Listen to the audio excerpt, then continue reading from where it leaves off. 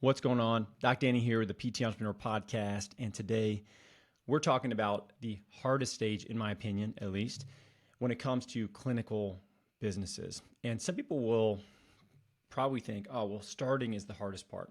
And I definitely would agree that starting is really hard.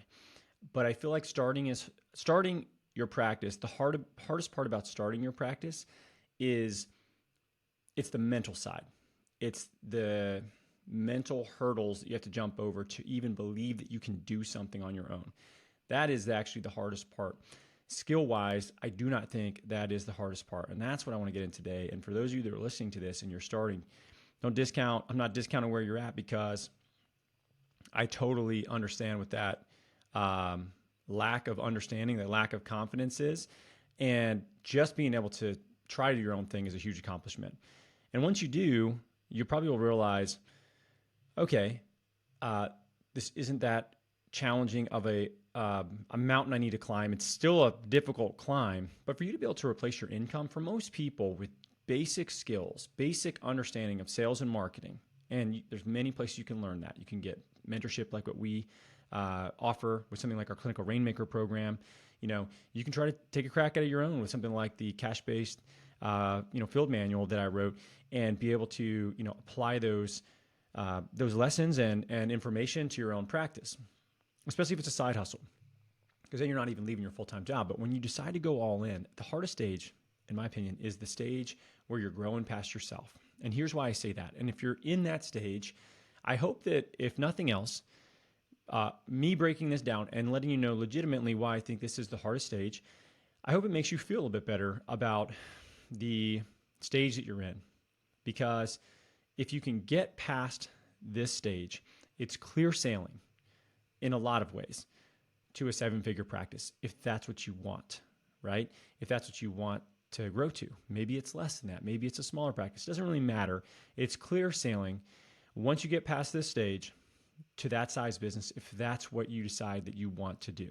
So the reason why this stage is so hard, when you go from just yourself to then growing past yourself, is that three things have to happen. Three very challenging things have to happen as far as like tactically are concerned.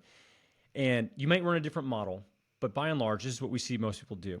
So first of all, most people are going to go from a small space with very little overhead to a standalone space where they can absorb more patient volume. And when we look at service-based businesses like these cash-based and hybrid practices, they are in-person service-based businesses, which means you need a place and you need people. So you need a place for those people to actually treat other human beings. So space is needed. That means you have to go out. You have to learn how to evaluate commercial real estate.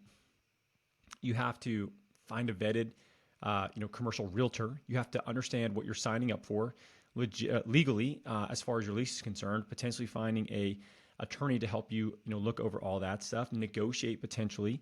And then you have to get with potentially a build out team and an architect and a contractor to build your space for the specs that you want. Very rewarding thing to do, also very stressful, right? All those things you have to figure out, as well as be able to understand your cash flow to be able to move into a bigger space and not put yourself in a really bad spot. That's one. The second one is you have to bring administrative support on, typically in a full-time role, and have systems in place for them to follow so that they can effectively run an office. At this stage, you're time poor. You're treating a lot of patients. You're making good money. Hopefully, you're saving all that to reinvest in the growth of the business, which means people and space and equipment and things like that. But you're very time poor. And now you have to bring somebody on that you're going to train on these administrative tasks that you are also putting a lot of trust in to be able to represent the face of the business, the front end of the business in a lot of ways. Be able to be organized, but also, do a good job of interacting with people. So you have to have systems that this person is running. If you haven't created systems, you have to find time to create those systems. Then you have to train this person on how to run those systems. And then you have to train them on an ongoing basis to make sure that they're doing a good job of it. Now, once you do that, you have to do step number 3, which is to hire another fulfiller, another clinician like yourself, which means you have to find them, you have to interview them, and then you have to understand compensation models, how to actually pay them, the best way to do that, the best way in which, you can set up benefits potentially for a very small business, which, you may not have a lot of resources to do so. And then you have to convince somebody that your little startup is a place where they're going to be able to work and pay their mortgage. Okay. Because what I think we don't realize with very small practices, the first hire you have is the hardest hire. And the reason why, the first clinical hire, I should say, the reason why is they don't know if they can trust you to be able to pay their student loans and their mortgage. They don't know. You're not a big clinic. You don't have hundreds of locations. You're not a big hospital that is far more secure in a lot of ways. You're a little startup that doesn't take insurance in most cases. That's kind of sketchy. So you have to look at it from their perspective. You're going to have to sell them on the fact of why they want to work with you, and probably do so for really no difference in pay, or maybe less than a big clinic, but a lot more risk on their part. So you have to convince that person. Then you have to hire them and actually bring them on, train them, make sure that they're treating people the way that you want to be you want them to treat people, your model, the way you want them to interact with your customer experiences, and ongoing maintain and curate that relationship so that they are being mentored and growing and feel like they are a part of a culture that is worth sticking around for. These are all the things that you have to do while you're about as time poor as you're possibly going to get. And that's why I say that this is the hardest stage that anybody has to go through when they're building a clinic. And I see it so much now with the mastermind clients that we are working with. Many of them, when they come in, they're in this stage, and it is tough. It is a hard stage. Some people have it easier than others. They have real fast growth. They have a pipeline of people that are coming in. They do a great job of leveraging the systems that we already have in place that they can plug and play from the mastermind. It saves them a lot of time. And they grow very, very quickly. I would say that's like 25% of the people. On the bottom side, we have people that are like, they can't find somebody to hire if their life depended on it, right? They're so time poor, and a lot of times they're just really busy because they have a full patient schedule, but they don't have time to try to go out and figure out, who they can hire and where they're at and interview these people. And then they're just stuck, trying to grow, but not being able to put the time into anything else besides just fulfilling because they're so busy. And those people can take them a lot longer.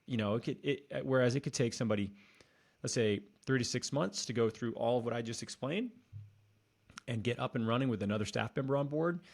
I see people that'll take them 12 to 18 months on the very bottom end of that. Now, in the middle 50%, it's hard, but they're usually able to do it within 6 to 12 months to do all that to get past themselves. And once you do that, once you have this physical location that's built out, and let's say you can have 3 or 4 providers that you have space to work with in that space. You have an office, a space for your office staff to be. You have a space that your patients come in and they're like, man, this is awesome. This looks great. This is exactly where I want to, do my rehab. And from there, you have basically fixed costs that are not going to change. Your overhead, your administrative staff that can support more than just yourself and another person. And then when you add that 3rd person, 4th person, potentially 5th person to the practice that's a clinician, your fixed costs don't really change a whole lot, but your revenue increases dramatically. That means you can pour back into your people. You can pour back into your business with things like benefits and actually being able to send them to more Con Ed courses and make sure that they're, doing great, and be able to have more schedule flexibility with them and do team offsite stuff, and then add perks to them in the business like gym memberships or whatever it is that you want to do, that it develops the culture that you want. You have that basic infrastructure that you need as you bring more and more people in. And that is a stage, like I said, is clear sailing for most people, from bringing that first provider on, administrative staff, and a standalone space, to then another person. It's just volume at that point, right? That comes down to new people in the door and how many people are sticking around to do ongoing recurring work with you, and whatever your recurring offer is that you have. Damn well better have some sort of recurring offer, because I'm telling you, the eat what you kill model, where all you do is churn and burn, people are coming in and they're getting discharged just as fast, that's a tough game to win. And that's definitely a tough game to scale past yourself. So make sure that you understand, the model on not just like the front end side, but also the back end recurring side of the business, so that you can snowball it. But once you have all those things in place, it's just a recruiting game. It's finding the right people, and then it's curating and maintaining the relationships and the culture of your business. So if you can get past that stage, and if you're in that stage, I hope this encourages you, because it is hard. And if it feels hard, yeah, it's because it is hard. You know, it would be like, okay, if you're running a marathon and while you're in the middle of it, you're like, this is hard, this sucks. You're like, yeah, of course, you're running a marathon. It sucks. That stage sucks. That stage is the equivalent of an entrepreneurial marathon to get past all the stuff that you have to do, and it will take a toll on you. But at least if you're aware of it, at least if you know that on the other side, you have basically the ability to build this little Avengers team of the best clinicians that you can possibly find, have a massive impact on your niche in your area. And at a minimum, if you ever decide to grow past that, be able to have, $750,000 to $1 million plus location that is, high profit margins and creates a lot of time and financial freedom for yourself. Is it worth it? Because if it's not, you're probably better off just staying small and not trying to go through this stage, because it's hard. And you might find as you try to go through it, you're like, oh, I didn't want to do that. And then you go back to a lifestyle business, and there's nothing wrong with that. But if you want to grow past yourself, you can't skip the line on this. You have to understand that this is the dues that you'll have to pay to get to a stage where you can do that. And then if you decide you want to scale again past that, like, there's a whole nother set of problems that come with it, but not necessarily important for us to cover on this. Because for most of you, if you're in this stage, don't even think about what does it mean to get $3, $5 million, $10 million, whatever business.